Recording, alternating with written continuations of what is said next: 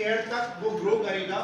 किस टाइम पे किस ग्रोथ रेट से ग्रो करेगा? 6% से ग्रो करेगा। ठीक है, और डिस्काउंट रेट आपका कितना है? 12%। नाउ अब as per the given information के मुताबिक हमारे पास जो पहला फर्स्ट पेमेंट है वो 1000 की होगी। तो 1000 की पेमेंट मैं रिकॉल कर लेता हूं। ठीक है जी, 1000 की पेमेंट रिकॉल कर लिया हमने, फर्स्ट पेमेंट की। अच्छा, अब अगली पेमेंट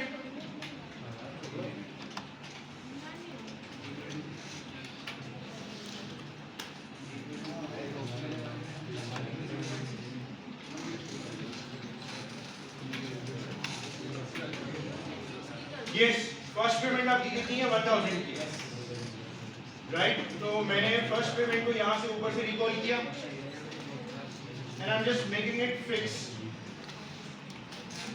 कर दिया ताकि ये चेंज ना। ठीक है, अच्छा, उसके बाद अगली वाली जो पेमेंट है मेरे पास बेसिकली उसको मैंने ग्रो करवाना है। पिछली वाली पेमेंट को 6% से ग्रो करवाना है।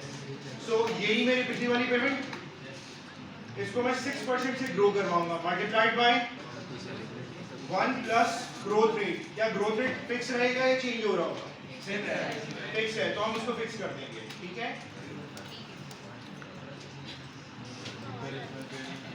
यानी 1000 का 6% जो होगा 1060 हो जाएगा। नेक्स्ट जो टाइम पीरियड होगा उसमें 1060 को मजीद 6% से ग्रो करवाएंगे।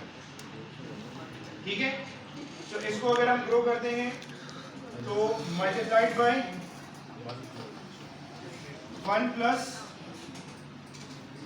Growth rate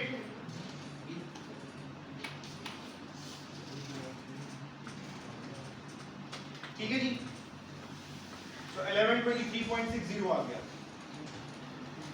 right.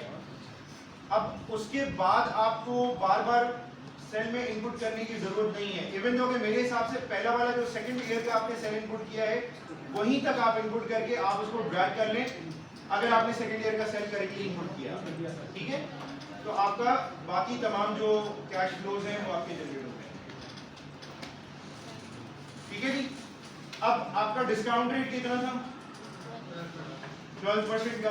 तो आपके पास ये जो इस वक्त कैश फ्लो स्ट्रीम है, अगर आप गौर करें तो मिक्स स्ट्रीम हो गई। नेचर ग्रोइंग है इसकी, लेकिन कैश फ्लो जब दिख रहा है लिस्टेड होने के बाद वो क्या हो गया? मिक्स स्ट्रीम बन गया। तो मुझे अगर इसकी प्रेजेंट वैल्यू निकालनी है, how can I find the present value? NPV का फंक्शन यूज करें। ठीक है, तो एनपीवी का फंक्शन आप यूज कर सकते हैं। एनपीवी ब्रैकेट ओपन, वो पूछ रहा डिस्काउंट रेट बताएं आप। 12 डिस्काउंट रेट कितना है हमारे पास? डिस्काउंट रेट 12% ये रहा। डिस्काउंट रेट इनपुट किया मैंने और आपके जितने भी कैश इनफ्लोज थे उसको हमने यहाँ पर इनपुट हमने कर दिया।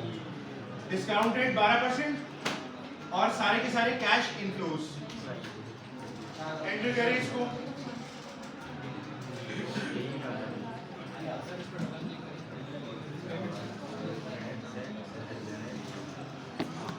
अच्छा, ये ध्यान में रखिएगा, यहाँ पर जो हमने इसको ग्रो करवाया है ये क्यूमुलेटिव ग्रोथ निकाला है, यानी पिछले साल को हम ग्रो करवा रहे हैं।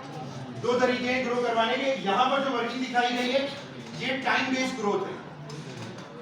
ये टाइम बेस्ड ग्रोथ आपको दिखाया गया है। यहाँ पर मैंने आपको टाइम बेस्ड ग्रोथ नहीं बताया है, यहाँ मैंने आपको क्यूमुलेटिव ग्रोथ बताया है।